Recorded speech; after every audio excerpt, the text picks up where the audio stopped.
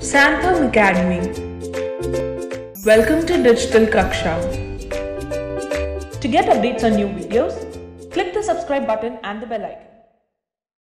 Hello students, today we will be learning some of the important questions related to linear equations in two variables based on speed, distance and time relationship. So the first question is, a boat goes 30 km upstream and 44 km downstream in 10 hours. In 13 hours, it can go 40 km upstream and 55 km downstream. Determine the speed of stream and the speed of boat in still water. Now here there are two unknown values. The first one is the speed of stream and the second is the speed of boat in still water. So before starting with the question, let us assume that the speed of boat in still water be x kilometer per hour.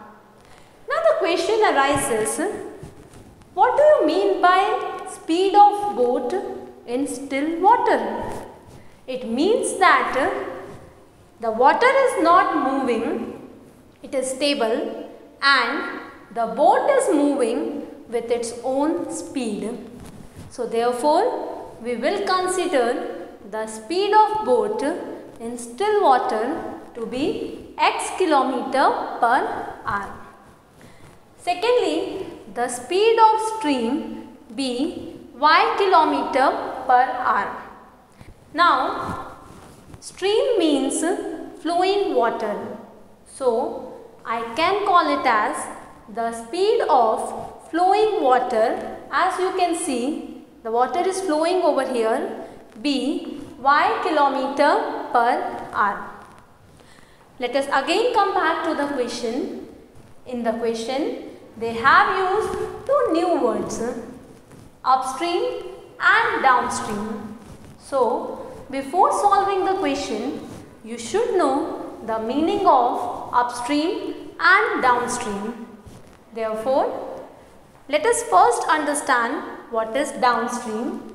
If the boat moves in the direction of the river, then it is called as downstream. As you can see here that the direction of boat and the direction of the flowing water is the same. So, when both are moving in the same direction, the speed increases. Therefore, the speed of the boat in downstream will be equals to the sum of the speed of boat and the speed of flowing water. So, it will be equals to x plus y kilometer per hour. Now, let us understand what is the meaning of the term upstream.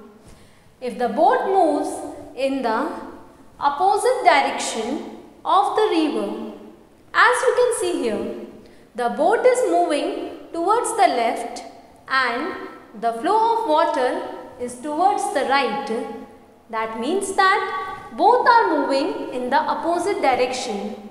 Therefore, the speed of boat in upstream will be the difference of speed of boat minus the speed of stream. So, it will be equals to x minus y kilometer per hour. As you know that when the boat and the stream they moves in the same direction, then the speed of boat increases. Therefore, in downstream we have added the speed of boat and the speed of stream. And in the another case, when the boat is moving in the opposite direction of the stream, then it becomes difficult to move the boat. Therefore, we will subtract the speed of boat minus the speed of stream. As we know the relation between speed, distance and time, that speed equals to distance upon time. So from this relation we will get the new relation, which is time equals to distance upon speed. So we will again come back to the question. In the question it is given that a boat goes 30 km upstream and 44 km downstream in 10 hours. Since the total time taken by the boat is 10 hours. Therefore, the time taken by the boat upstream plus the time taken by the boat to go downstream will be equals to the total time taken by the boat. As we know the relation that time equals to distance upon speed. Therefore, we will see that the boat, it covers 30 km on going upstream. So, in place of distance, I will be writing 30 divided by the speed of boat in upstream is x minus y. Now, the boat covers 44 km downstream. Therefore, the distance travelled by the boat in downstream be 44 km divided by the speed of boat in downstream is x plus y, and since the total time is given as 10 hours, so we will be equating the sum equals to 10. Now as you can see that the given equation is not in the reduced form. So we will first convert the given equation in the reduced form by taking a certain assumption. So let us take the value of 1 upon x minus y to be the variable p and the value of 1 upon x plus y equals to the variable q. So our equation will be rewritten as 30p plus 44q equals to 10. This we will mark it as equation number 1. Now we will be reading the second part of the question. The question is, in 13 hours it can go 40 km upstream and 55 km downstream. That means that the total time taken to go upstream and downstream is 13 hours. So let us again write it by using the relation time equals to distance upon speed. So the distance travelled in upstream is 40 km. So it will be written as distance, which is 40 km, upon the speed of the boat in upstream is x minus y km/h, plus again we will come back to the question. It travels 55 km downstream. It means that it covers a distance of 55 km on going downstream.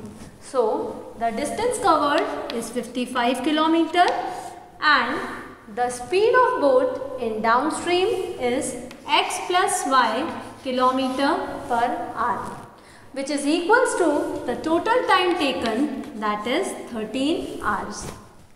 Let us again see to the assumption that we have considered in the beginning, that the value of 1 upon x minus y, we will substitute it equals to the variable p, and the value of 1 upon x plus y equals to the variable q.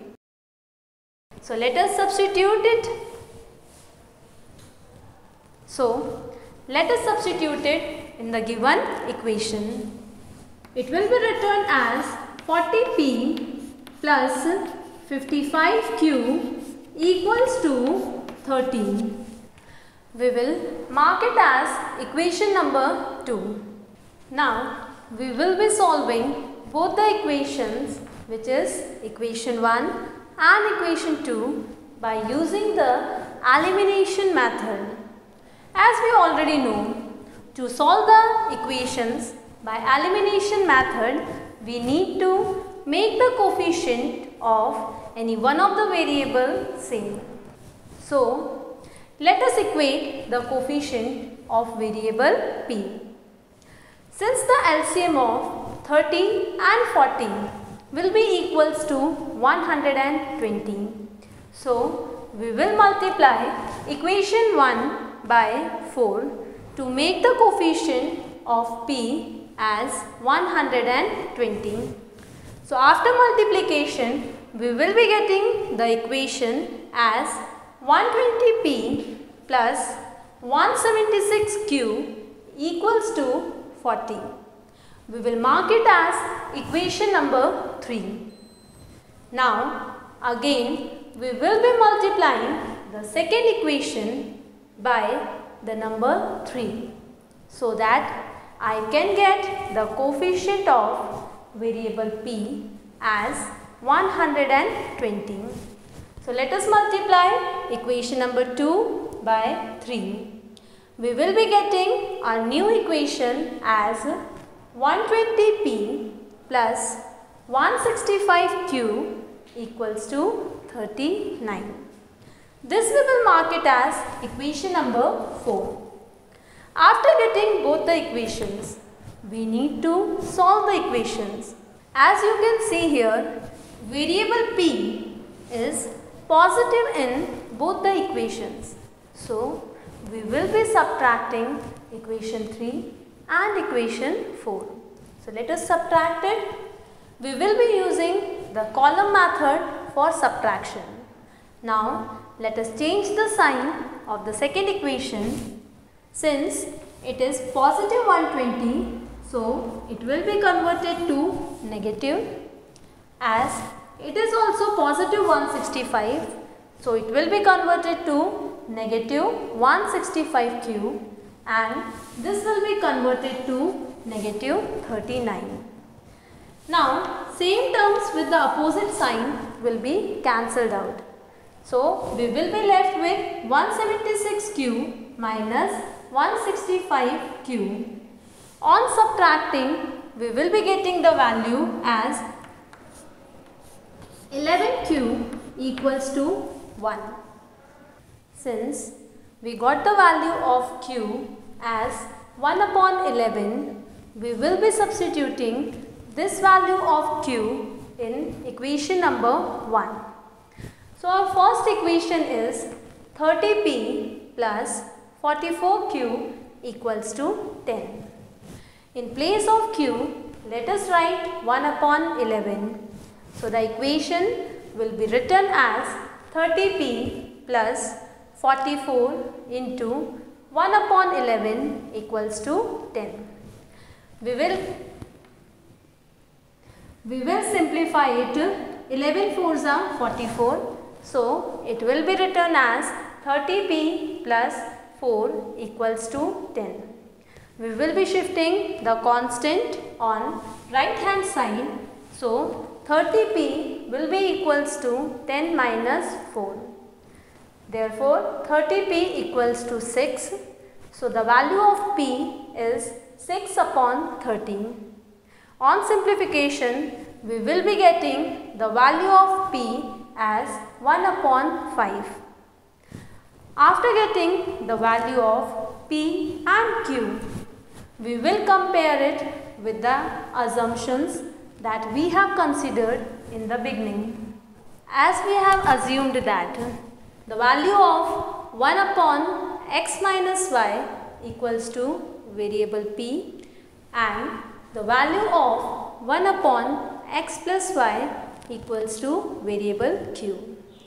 Since we got the value of p as 1 upon 5, so we will compare 1 upon x minus y equals to 1 upon 5. On cross multiplication, we will be getting x minus y equals to 5. We will mark it as equation number 5. Similarly, we will be getting the value of 1 upon x plus y equals to 1 upon 11. By cross multiplication, again we will get x plus y equals to 11. We will mark it as equation number 6. Now to get the value of x and y, we need to solve equation 5 and equation 6. So we will be solving equation 5 and equation 6 by using elimination method. Now here, as we can see, the coefficient of y is same in both the equations. So we will be adding equation 5 and equation 6 since the variable y is having the opposite sign. On adding, we will be getting the value of 2x equals to 16. From here, we will find the value of variable x. We will divide 16 by 2. So, the value of x is 8. After getting the value of variable x, we need to substitute it in any of the given equation to get the value of unknown variable y. So, let us substitute the value of x in equation number 5. Equation 5 is x minus y equals to 5. We will be substituting in place of x 8. Therefore, 8 minus y equals to 5. We will get the value of minus y equals to minus 3. Thus, the value of variable y is equals to 3. As we got the value of variable x and variable y, so let us conclude it that the speed of boat in still water, which we assumed it to be variable x as 8 km per hour, and the speed of stream, which we have assumed to be the variable y, is 3 km per hour. So, by this you can find the speed of boat and the speed of stream. So, I hope you all are clear with the concept of upstream and downstream. Thank you everyone. Thanks for watching. If you like this video, make sure to like, share and subscribe for more.